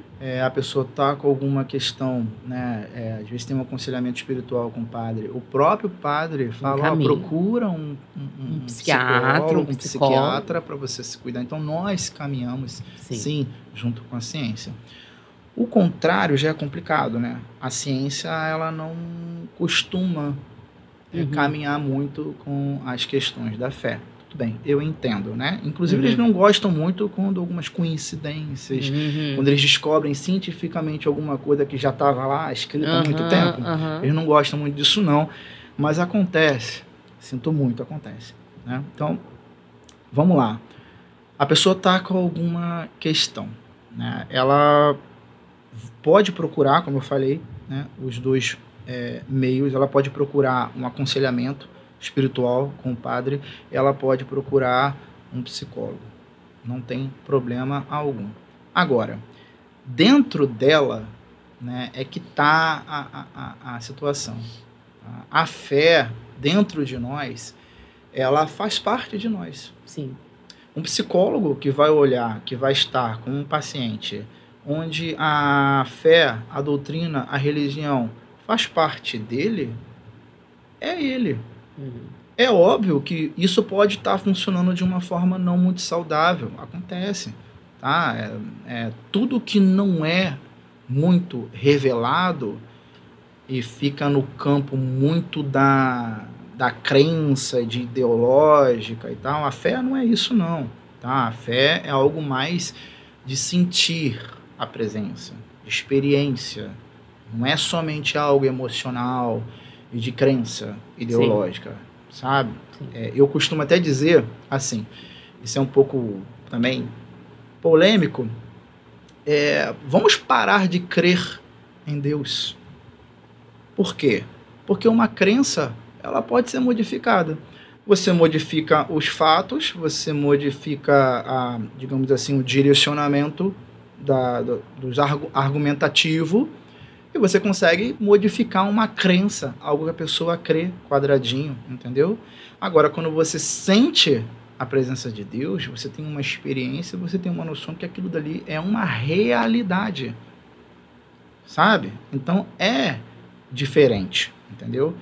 Então, vamos lá, estamos falando desse nível, cada um no seu papel, tá? Sim. A igreja de mostrar, procurar trazer as pessoas a essa experiência, tá? A essa presença de Deus, e a ciência fazendo a função dela, que é cuidar do corpo e da mente, para que você tenha esse equilíbrio com você mesmo. Sim. E possa também lidar com as questões da vida, questões sociais. A gente está falando aqui de filhos, né, de adolescentes. Então, cada um na sua. Agora, uma coisa que converge é o seguinte: como você se vê. A gente estava falando disso agora. Tá tudo ali. Como você se enxerga. A gente fala assim, é clichê falar, autoconhecimento. Gente, isso daí pode ser uma coisa clichê, uma frase clichê, mas existem processos para chegar a isso que não são fáceis. Se eu pedir para uma pessoa descrever quem é você, tem gente que vai falar um monte de coisa, características até muito fácil. Tem gente que não vai conseguir falar, tá? E essa pessoa até que fala muito características, quando a gente vai fazendo algumas perguntas, essa pessoa começa a duvidar se ela é aquilo mesmo. Tá?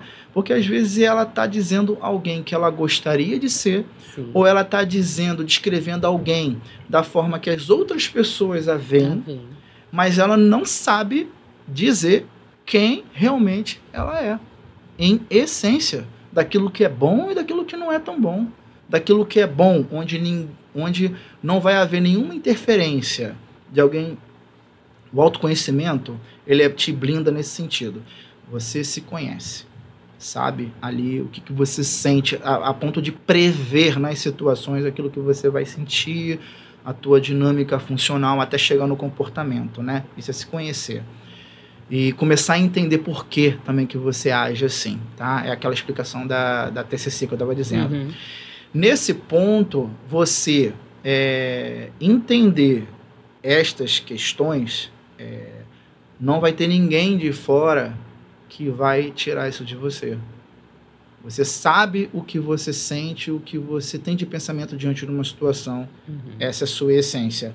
Alguém que venha de fora com uma percepção totalmente equivocada, superficial, vai te falar uma coisa, isso não vai te afetar. Não. Você até entende. Essa pessoa tem uma visão superficial sobre mim. Eu não sou isso. Quando você não se conhece, aquilo tem validade. Sim. A mesma coisa é para as coisas que você sabe que você tem que melhorar. Sabe? Se você sabe que você tem que melhorar e você busca ferramentas para melhorar, também não vai ter ninguém que precisa chegar e te afundar mais ainda nessa situação. É entender até a medida certa, né, daquilo que você sabe que precisa melhorar. Eu preciso ter mais paciência, eu sou uma pessoa impaciente. Tá? Então, deixa eu ver aqui. Ansiedade, da onde que está vindo isso, como é que é a tua dinâmica familiar, tua dinâmica no trabalho, como é que foi sua vida na infância, na adolescente, como é que é a sua vida hoje. Entende? Que existe todo um preâmbulo, um trabalho para a gente descobrir, entender por que você está sentindo daquilo ali.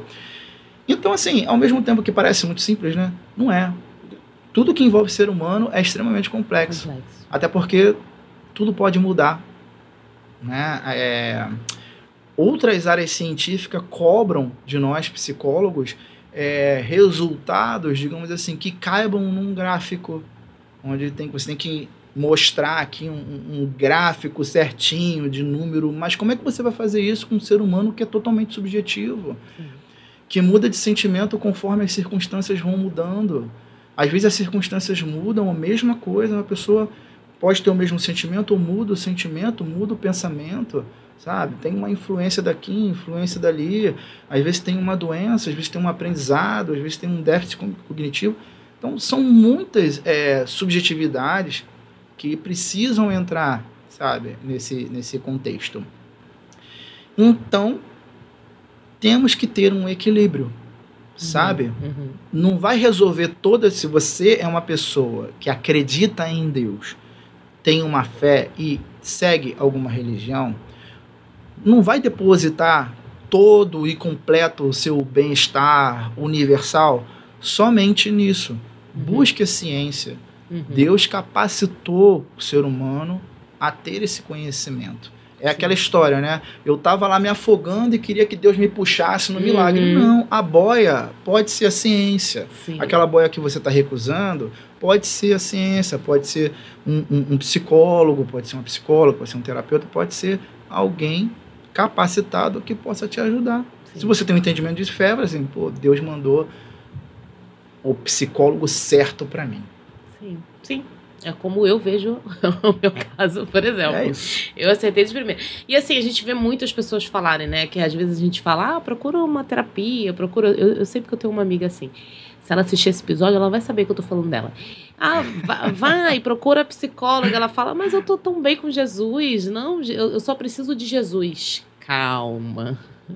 Calma, ele sim é tudo na nossa vida, mas existe a capacidade dos profissionais e assim, é o que você está falando, né? O próprio Deus capacita, né?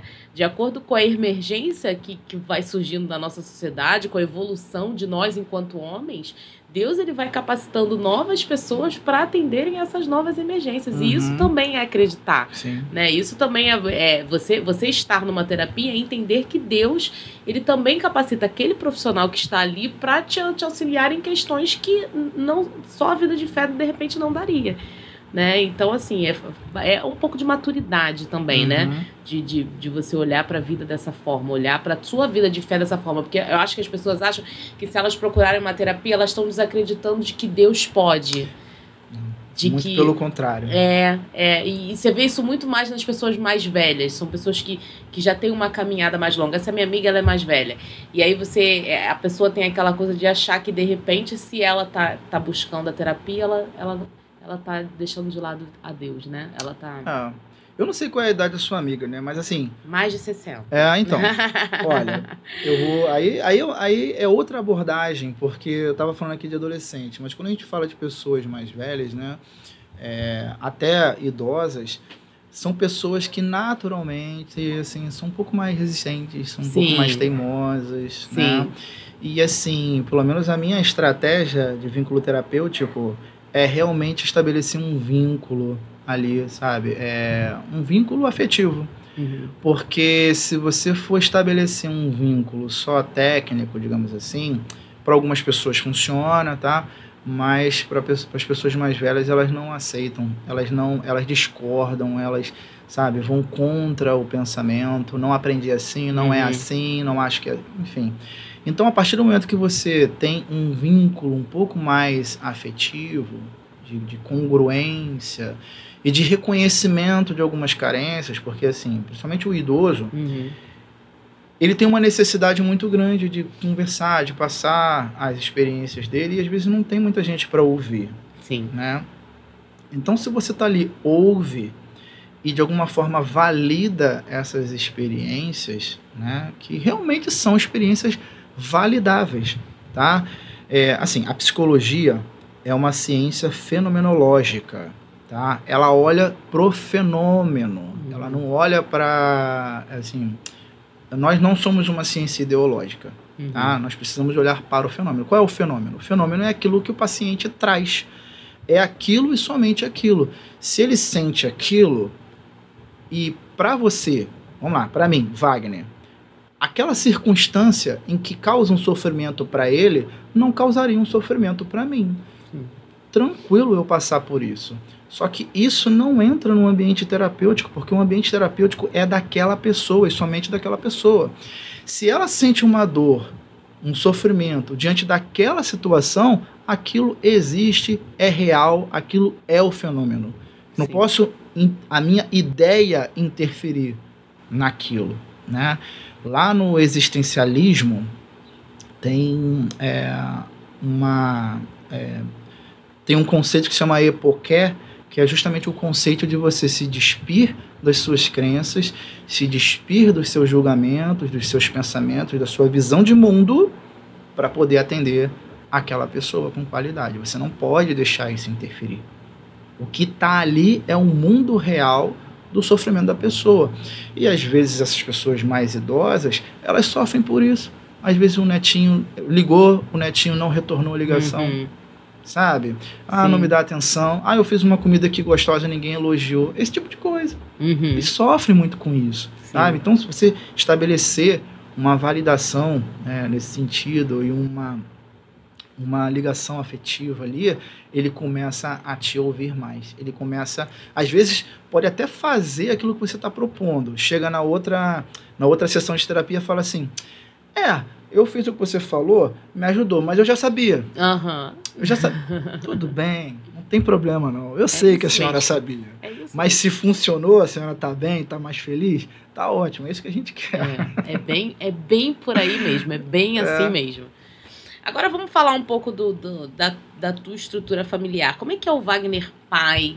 Como é que é o Wagner esposo? Como é que você se organiza ali para ainda viver a tua missão? Porque você ainda toca, né? Ainda é ministro de música nos momentos ali da missa. Como é que você se estrutura para dar conta de tudo isso? Olha, eu, assim, graças a Deus, apesar do trabalho, igual o pai do Cris, né? Várias carreiras. Porque o meu pai... Apesar disso, graças a Deus, eu consigo ter vários momentos, né, de interação com os meninos, né, lá em casa. Então, tem vezes que eles ficam assim, meu filho mais novo, ele é um menino muito ligado nas questões da família. Tudo que ele percebe que às vezes não está muito equilibrado, ele fica preocupado, ele pergunta. Então, para ele, é muito empolgante quando eu chego e falo assim, olha, amanhã à noite, quando vocês chegarem da escola, nós teremos uma reunião familiar. Ele fica empolgado. Massa. Ele fica, caramba, alguma coisa muito importante vai acontecer. Vamos ver o que vai acontecer. E às vezes é só pra gente falar, só realmente da questão de escola, ano que vem, a gente está pensando em sair da tarde para de manhã, pensando em fazer um curso, fazer alguma coisa. Então, desde muito pequenininho, principalmente a mãe, a Karina, né, desenvolve muito essa coisa da família, traz muito eles para as situações da família. Não é problema sério de adulto, não, mas as situações momentâneas da família. Estamos nos planejando a fazer uma mudança. A gente quer sair desse bairro para esse bairro, porque aqui tem uma escola que a gente quer colocar vocês e tal. A gente participa, sabe? E os filhos se sentindo participativos na família, aquilo faz parte deles. Eles começam a pensar na família como grupo, começam a pensar assim eu tenho parte aqui. Então a gente pergunta a opinião, quer saber o que você acha disso? Sabe? Quando não dá, aqui não dá. Aqui é muito caro, não dá, mas aqui dá. Sabe? Dá por esse caminho aqui. Aí, então tá. É um acordo, algo que fica ali, digamos assim, acertado, sabe? Como família, um comprometimento. E o diálogo que eu tenho com o mais velho, sozinho é diferente. Com o mais velho a gente já fala de sexualidade, a gente já fala de relacionamento, a gente já fala de respeito, a gente já fala de ações e consequências, né? Já fala disso daí 1 milhão de vezes, né? Com o mais novinho é outro contexto. A gente vai falar de obediência, de comportamento, de responsabilidade, de que jogar futebol, brincar, é mais assim, esse contexto. Sim. Ele tem 10 anos, né? Tá começando a entrar ali na pré-adolescência. Então tem esse momento conjunto e tem um momento, assim, individualizado também. Precisa existir isso daí. Agora, eu sempre digo, vou ser chato nisso, tá? Vou ser chato. A psicologia me trouxe isso. Sim. Eu não seria um pai assim se não fosse a fé e a psicologia na minha vida. Tá? Então, isso eu tenho, assim, de muita gratidão a Deus. Isso reverbera, assim, na minha família. Você fala com tanto amor que tá me dando até vontade, assim, de dar uma estudada. Não dá.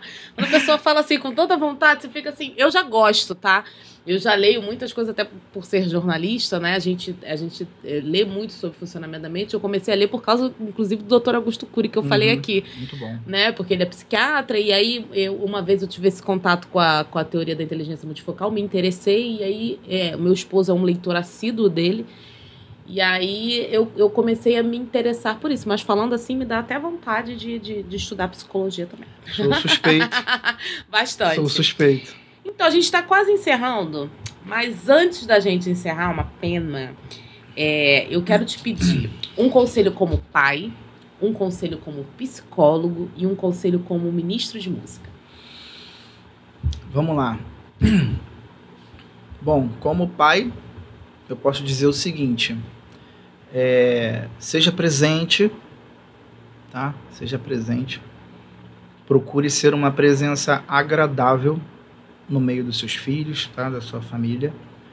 Estabeleça um diálogo contínuo, tá? Como se fosse uma série, com continuidade, dia após dia, diante das situações.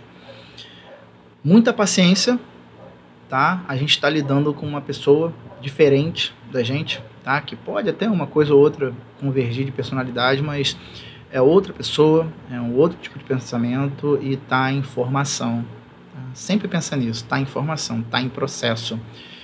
Procure conhecimento de cada fase de desenvolvimento humano que essa criança, esse adolescente está passando, esse jovem adulto está passando, para que você possa saber o que esperar dele. Né? Às vezes você vai receber uma resposta que, para você, é terrível, mas se você já tiver o conhecimento que é exatamente isso que você pode esperar, você vai ter uma forma diferente de lidar com isso. Tá? Como psicólogo, eu posso dizer o seguinte, pessoal, como aconteceu comigo, nós não somos super-heróis, tá? No sentido de aguentar tudo. Né? Os próprios heróis da Marvel, da DC, eles não aguentam tudo, né? Todos eles têm até uma fraqueza. E todos nós temos. E quando isso acontecer e estiver atrapalhando a sua vida de forma funcional, de forma psicológica, procura ajuda. Procura ajuda. Eu sei que é complicado, você vai encontrar diversidade de valores, tá?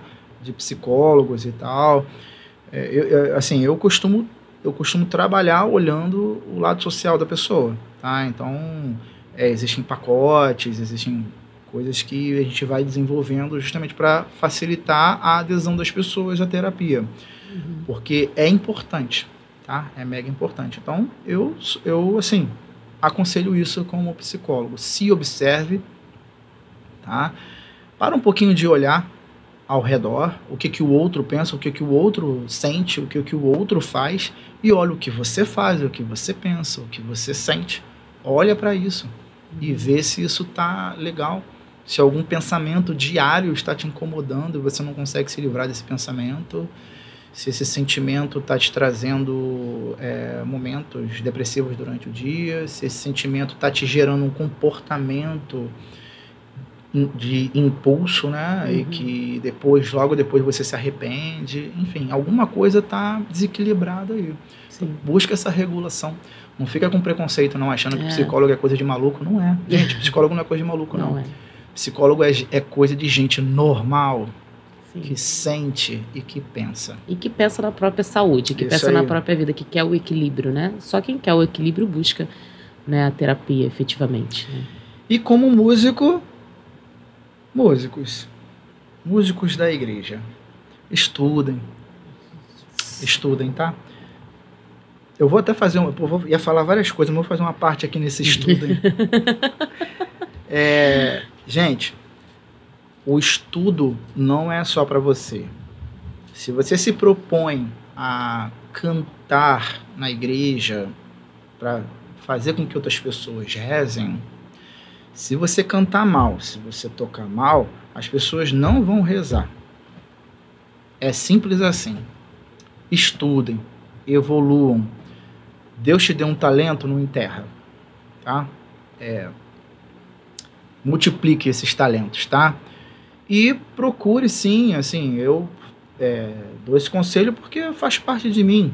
Procurem de verdade a espiritualidade dentro da música, dentro da canção.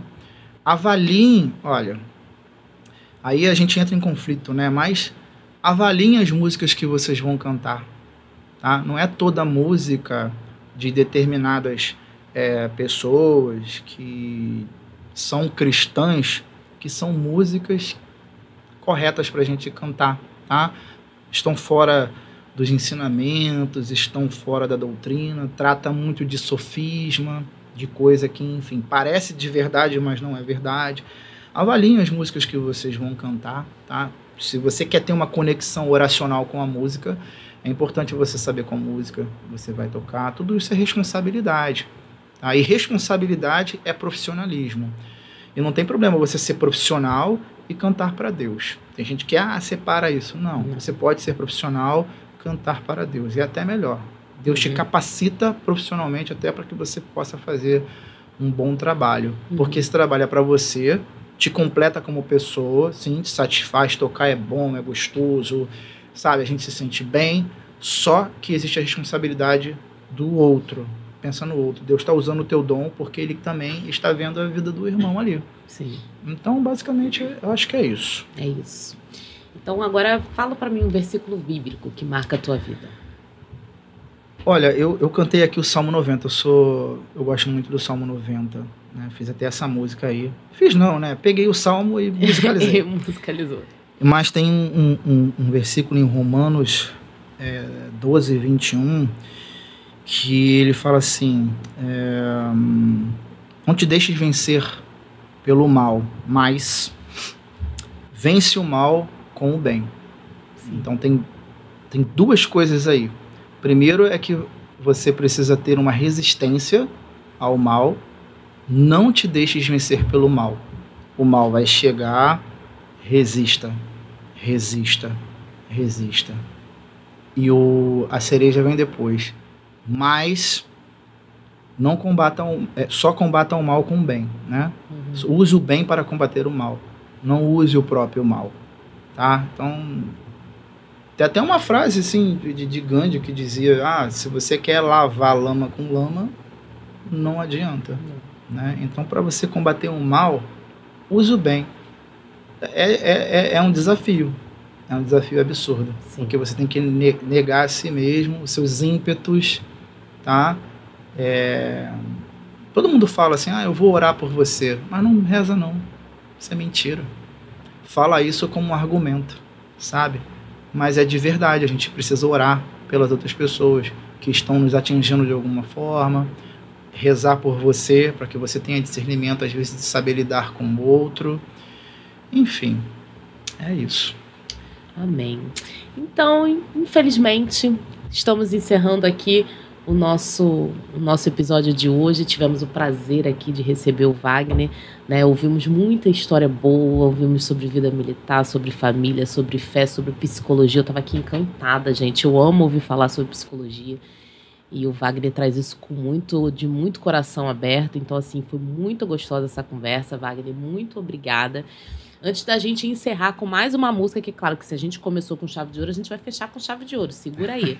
Antes da gente encerrar, mais uma vez, vou fazer aquele pedido que pra gente é importante de você curtir esse episódio, compartilhar, escrever aqui nos comentários o que você achou. O Wagner vai estar lá de olho também nos comentários, vai poder te responder, caso você deixe aí alguma pergunta, algo nesse sentido. Wagner, você tem Instagram profissional? Eu tenho Instagram, psicólogo Wagner Lacerda. Então, tudo junto? Psicólogo psicólogo Wagner Lacerda. Você vai encontrar Wagner com V, né? V.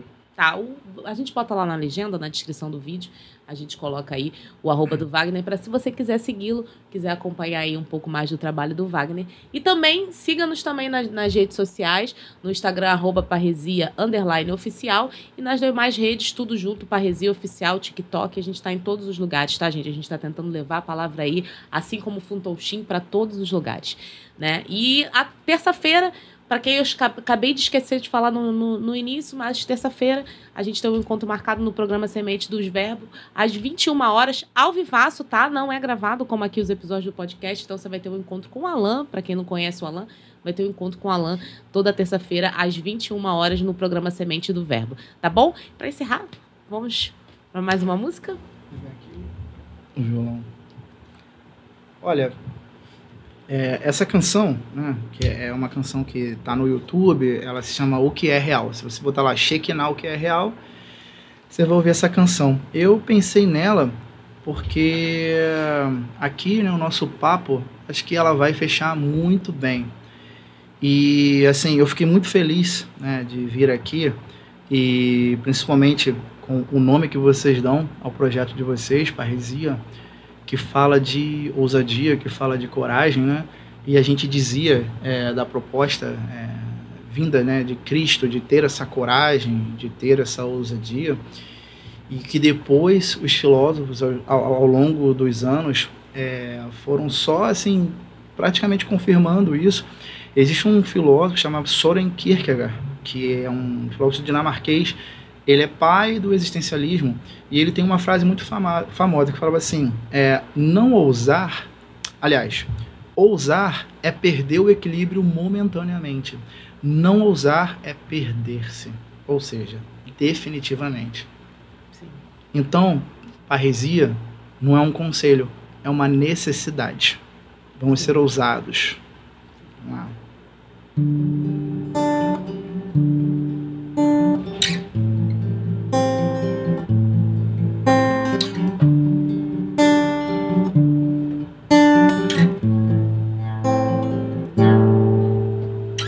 O que é real está atrás de cada muro, escondido lá no fundo, pois duras verdades queremos esconder, às vezes de nós mesmos, para não sofrer, mas é preciso coragem.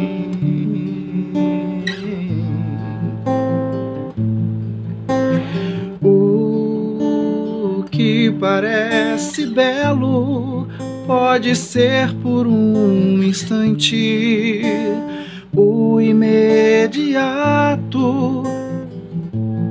inconstante, e o que é lindo aos nossos olhos quase sempre é irrelevante. Pois o que importa é o que está por dentro e transforma tudo, vivo e a pulsar, lavando minha alma, iluminando meu caminho, ouvindo minha voz, sentindo meu ser, sabendo que sou.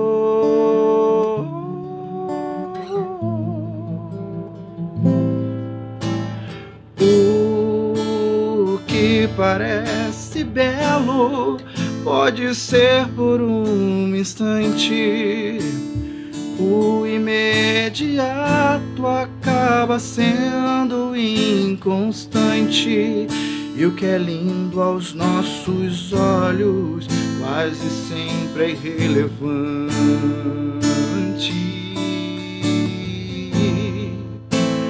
Pois o que importa é o que está por dentro e transforma tudo, vivo e a pulsar, lavando minha alma, iluminando meu caminho, ouvindo minha voz, sentindo meu ser, sabendo que sou